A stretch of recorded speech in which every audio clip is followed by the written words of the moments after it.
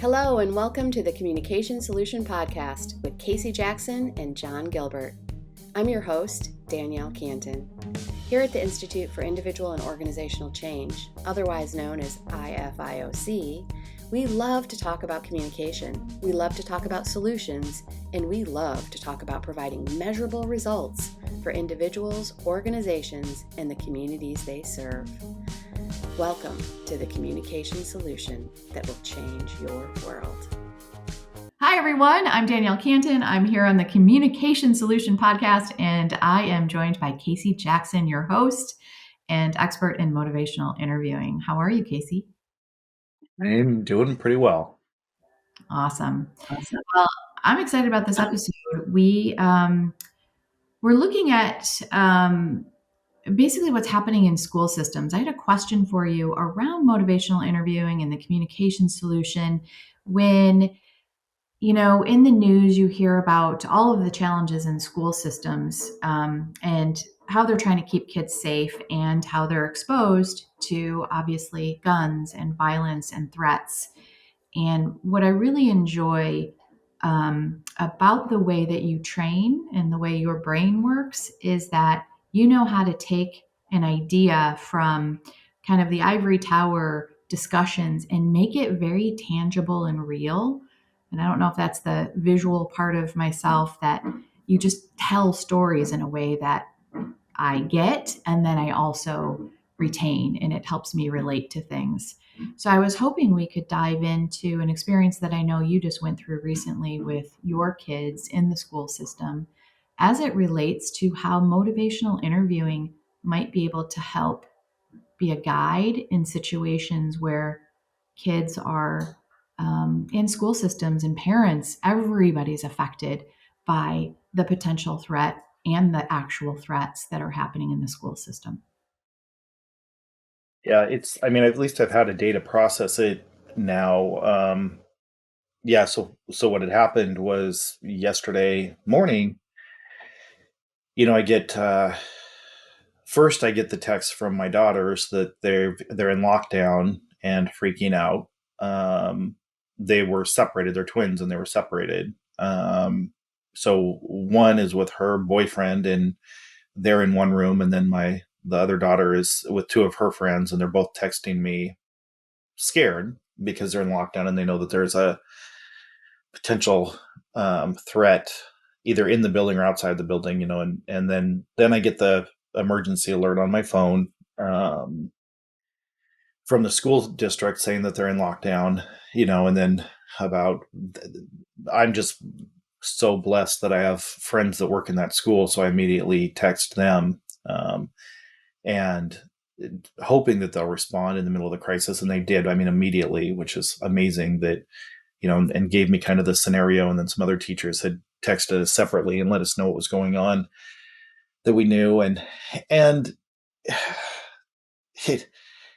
it's hard because when the girls are freaking out, as would make sense, and trying to stay calm, and I'm just so in dad brain in that moment. It is hard to what's the right thing to do? How can I be supportive? And they say, parents don't come to the school, law enforcement's involved, please stay away from the area. And then it's just as I get more information from people who know what's going on, there was a man with a rifle outside of the school. And it just caused all sorts of reactions in me, and, just anger and frustration, and, that gets into politics and all these other things that my brain just wants to go to, just, angry and emotional. And then I think about some of the things that I literally, because I talk about this stuff every single day. I get to train every day. And then my brain goes through kind of the practical side of how I look at motivational interviewing, which is, there's nothing wrong with being angry and advocating. It doesn't necessarily change behavior. Not that advocacy doesn't change behavior, but in most situations we look at, when we go into a hard advocacy position, you tend to generate hard opposition pretty quickly. And that's where my brain just continues to go through, where's the source of discord? Where's the source of writing reflex? Then there's the dad part of me that's like, I don't care. I don't give, I don't care. Um, these are my babies, and this is insanity. And when is the insanity going to stop?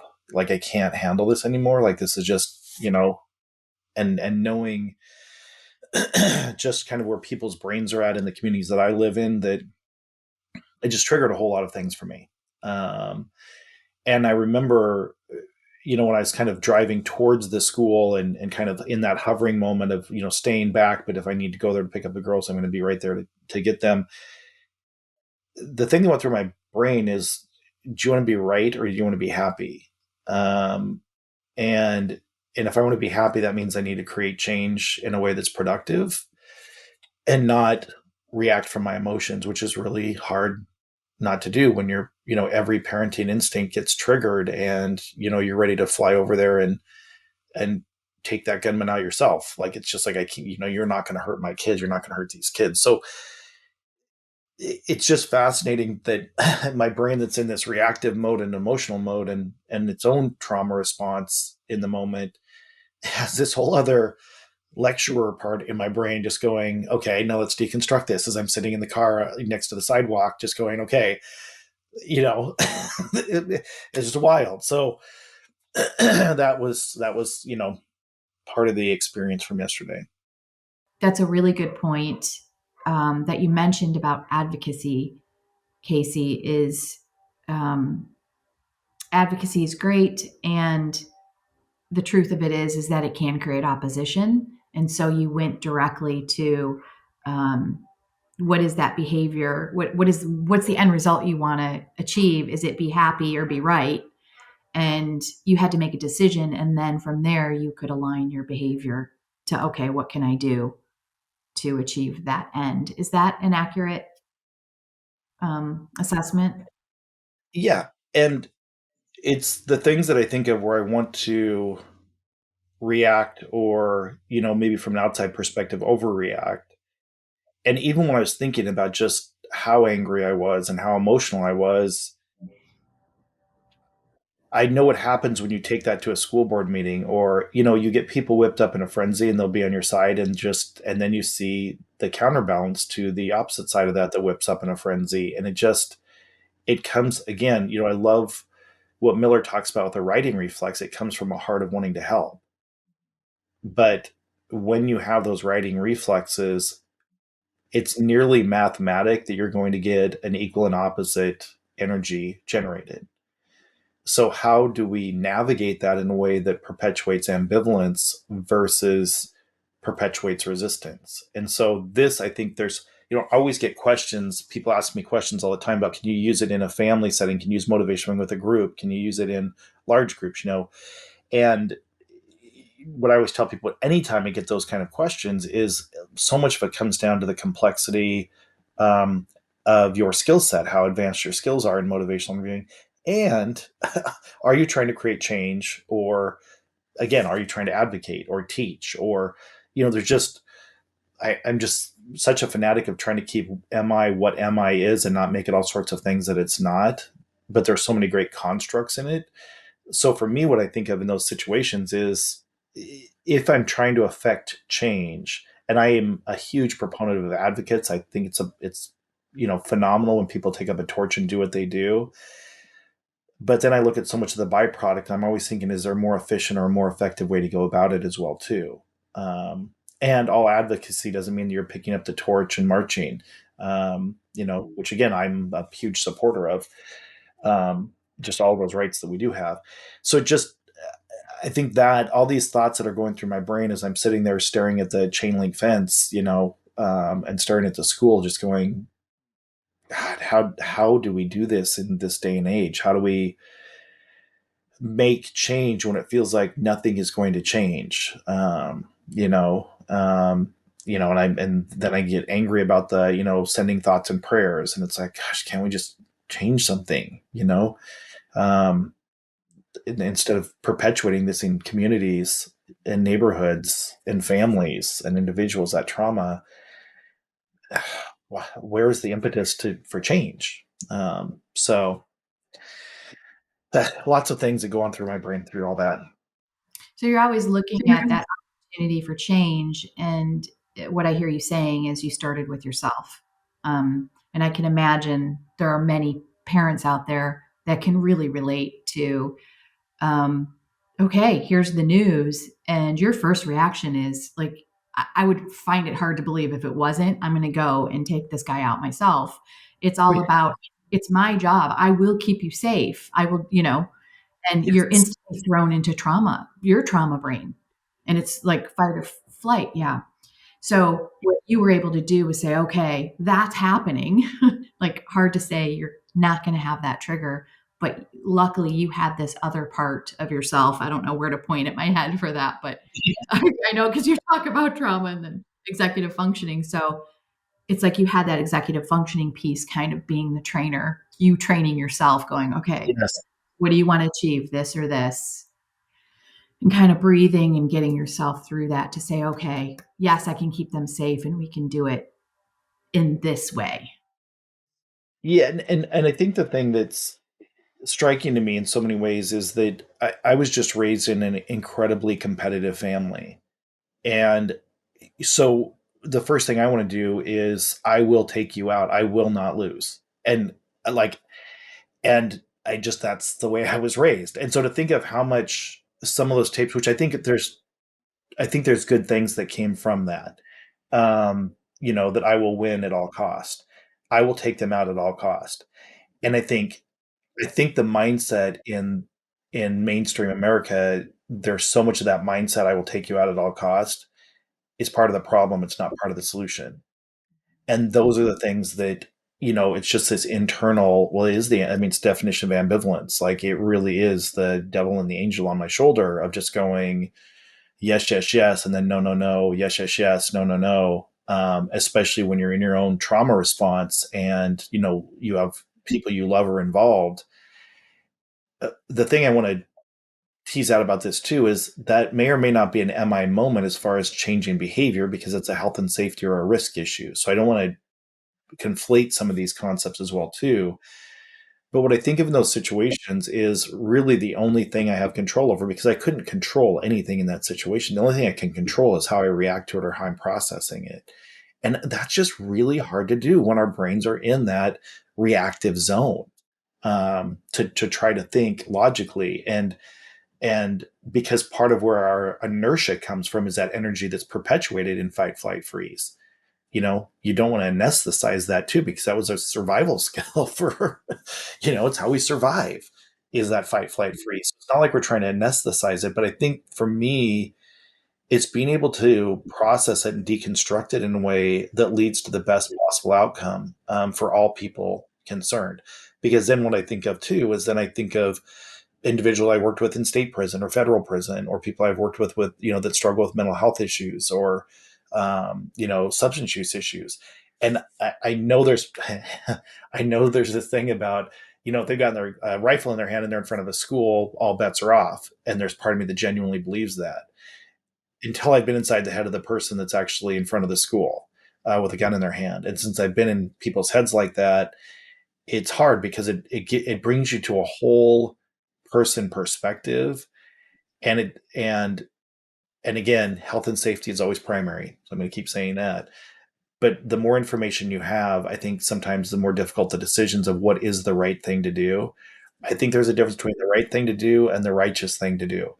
Um, what's the righteous thing to do is not always the healthiest for everyone. But we can justify it and defend ourselves for why we make those decisions. So, Wow. Um, wow, that's profound to think of it that way. Of when you, at the essence of motivational interviewing is really the ability to enter somebody else's world, to have true exactly. accurate empathy. And so you're really skilled at that. So even in the aftermath that is this quick, you're able to go, yep, this was my trauma, reaction. And then I was able to move more to executive functioning to help, react in a way that would get me the behavior that, or the experience that I want, was aiming for. And then at the same time, be aware that there was another party involved that you would and could potentially get into their world and, have an That's it. experience with the person. That's it. And it's there's some things that I really do have an appreciation that I have this mindset or this structure in my brain, because it did give me things to focus on while I'm sitting next to the school. And part of that is as well too is that it's almost like, from the writing reflex video or the teeter totter seesaw one, that when you can see both sides of the ambivalence, my brain is just, sprinting to both sides of the teeter totter, like, just anger and fear and emotion and panic and then, like, God, you can't do anything right now, so what do you know in those situations? I mean, you teach this, you train this, you know what the brain is doing right now. And then I get more text messages from my daughters, which creates a reaction, and then how do I help their brains function more effectively when my brain's starting to freak out? When they're emotional and stressed, and then doing what I know is the most effective thing, even through text, to help them kind of center and be calm and help their brains not go into full trauma response, and not knowing what's going on, and then having these panics about, God, what if they are one of the byproducts of, somebody who loses their mind and shoots up a school, like. And then it's like, but you're talking to your daughters right now and you have to help their brains function more effectively. Like, that's a what if that you have no control over. What you have control over is what you text into your phone right now.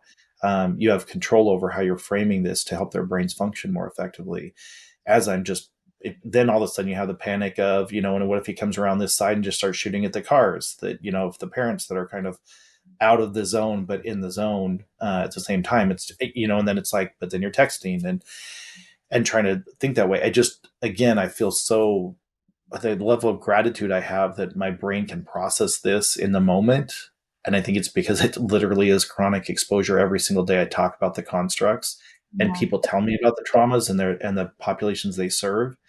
And then I walk through it with them because I believe in the model. And it helps me also understand that it doesn't make MI or this method right in every single situation. I just know what it looks like if you were going to apply it. It doesn't mean it's the right thing to apply in that situation. And I think those are the things that my brain was just rapidly processing through, with every time I got a new text from somebody within the school, or the girls, or any of those things that were going on. I have a couple questions for you. One is on the track of what it's like to be a parent. Any suggestions or constructs you can share here for those listening that are in that parent role, in terms of what you do have control over is what you say to your kids. Any suggestions or frameworks around a good approach for that if a parent is in a situation where they're being triggered and have fear for themselves, for the safety of their kids? How do they step into helping their kids? Any examples or anything you can share there?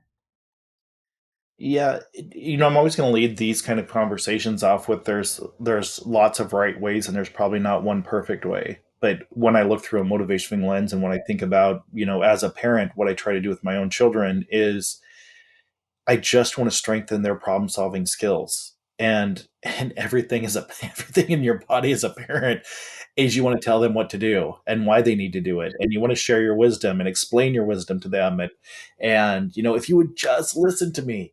And and with my daughters being 14, almost 15 now, I have an amazing ability. I really appreciate that I can go back to vivid memories of my own parent, my parents raising me, and knowing when they'd say things like that, like, I know how my brain processed it as an adolescent. Um, is that, yeah, you can say that, but you don't know me. Um, you know, like, and you're just saying that because you think you're right. And, you don't, and I'm sure you didn't do it when you were a kid. Like, all the things that I know the way my brain worked back then, I can vividly remember the way my brain worked back then in conversations with both my parents.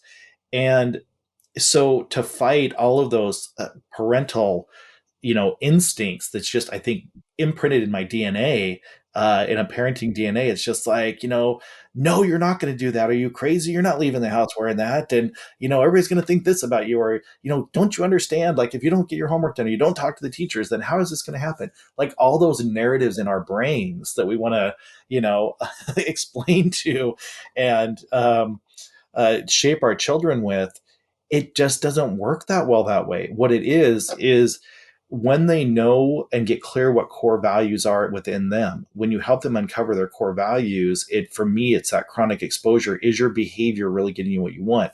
I think where parents struggle is, and where I have struggled in parenting challenges, is when their brain thinks like, oh, if I continue to do this, then it's okay. If I date this person, you don't understand.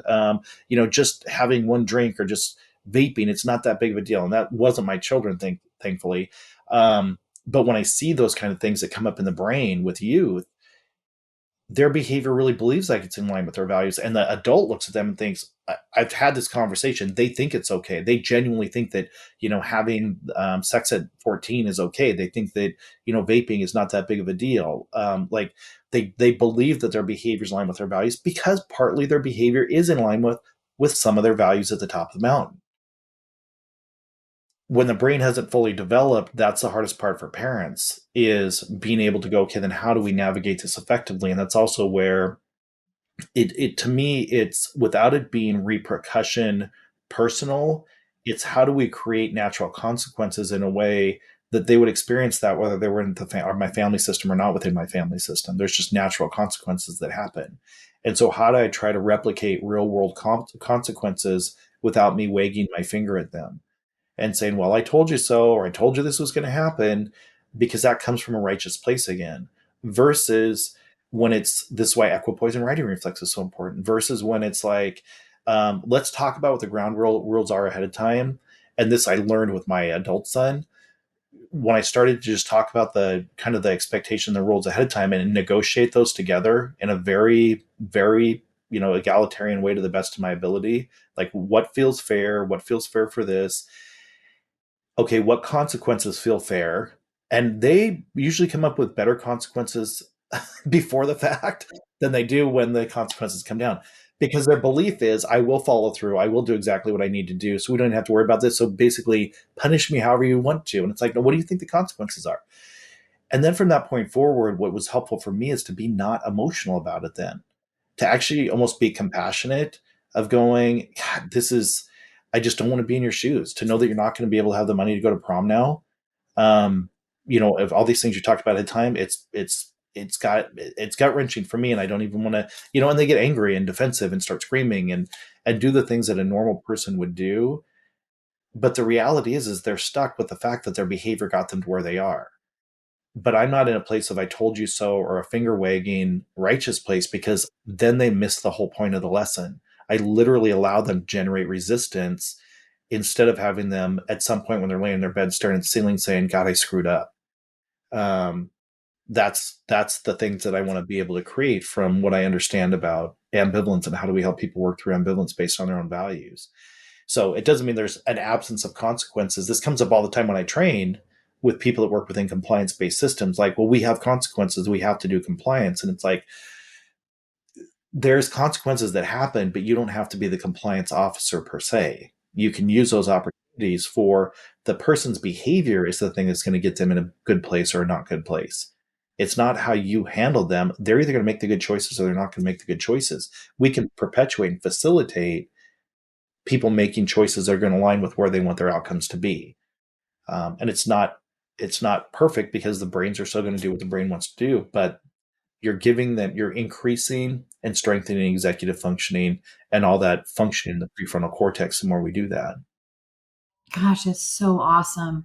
Uh, for parents, what valuable information just to work with any young adult, anyone to help them problem solve. Not, it's almost like the instinct is I'm going to get you to trust me. See, I told you so. See, like, now, will you believe me next time when you're in this situation? And it's like, no, Absolutely. but I'll believe me next time. Yes. Me Yes. being the child or the youth. So really valuable.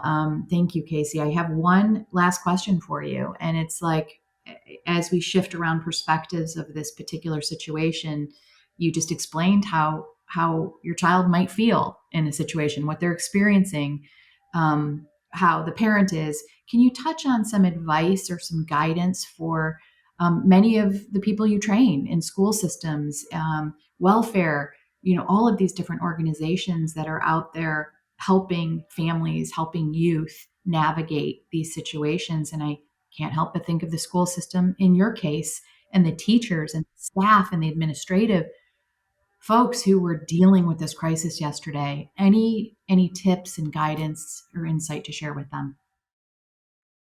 The thing I would say about in the middle of trauma or experiencing trauma, and I'm not an expert in trauma, I just study it a lot, and I know what's worked for me, and what I, at this point in time, know what we know about trauma is just allowing yourself whatever response and honoring whatever your response you're having.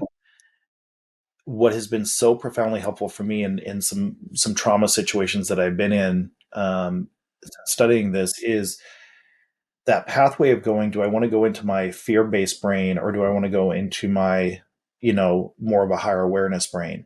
And when you're like, what am I going to do? What am I going to do? Like, I can't deal with this.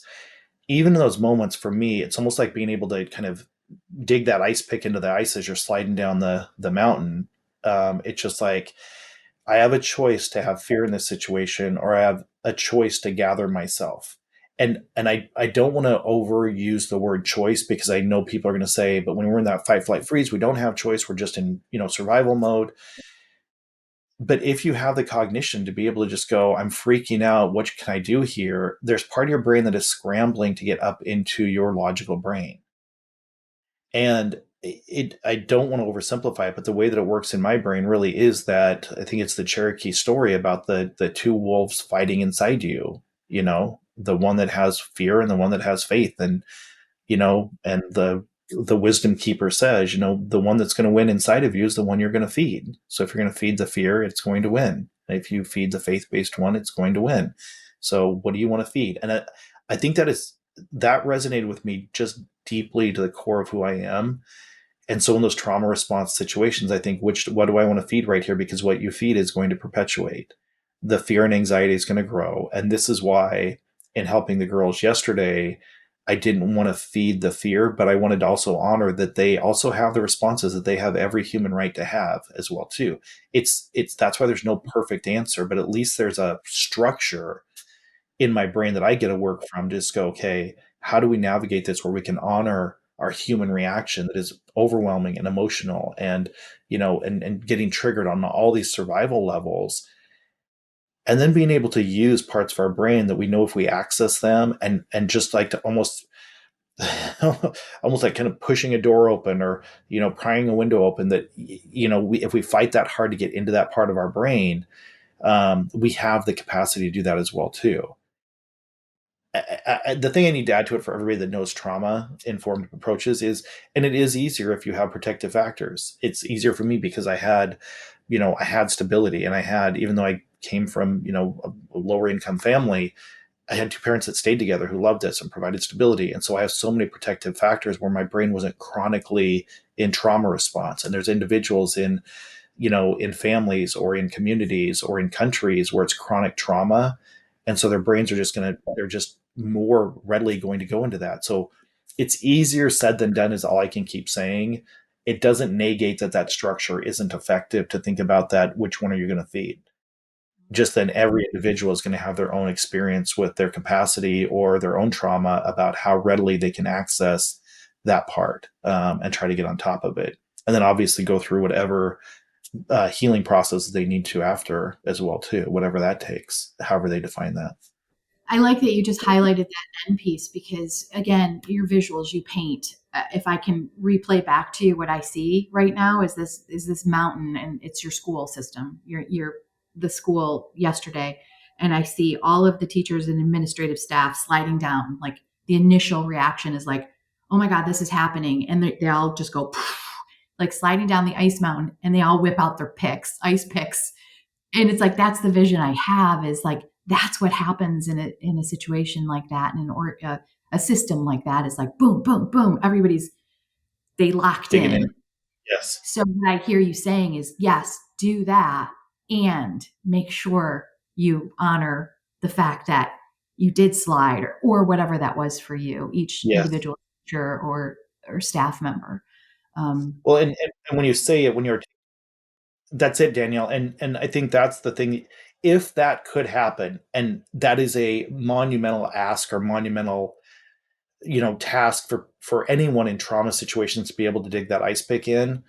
But when you think that we're taking care of children in an ideal world, if we're the ones who are the caretakers and the caregivers, just think about if, all these teachers are digging in their ice pick and all the kids are sliding, and all of a sudden they see teachers just kind of digging in, how much stability that provides for children around that, or for families in a family system when things are chaotic, that the parent can dig an ice pick into their values and feel stable, and then are able to grab their child's hand. Like that's for me is partially what the role of adults are, is, hopefully we've learned, and hopefully we try to grow and get stronger. And if we understand this, then we provide that stability when it feels like, there's no solid ground beneath us, which is hard to do. It's just easier said than done. And this is why it's so complex, moving from ivory tower to the main street with these traumas that are happening daily in our communities. Yeah, I really appreciate you talking about this. I know what I love most is that it's this raw, this Yeah.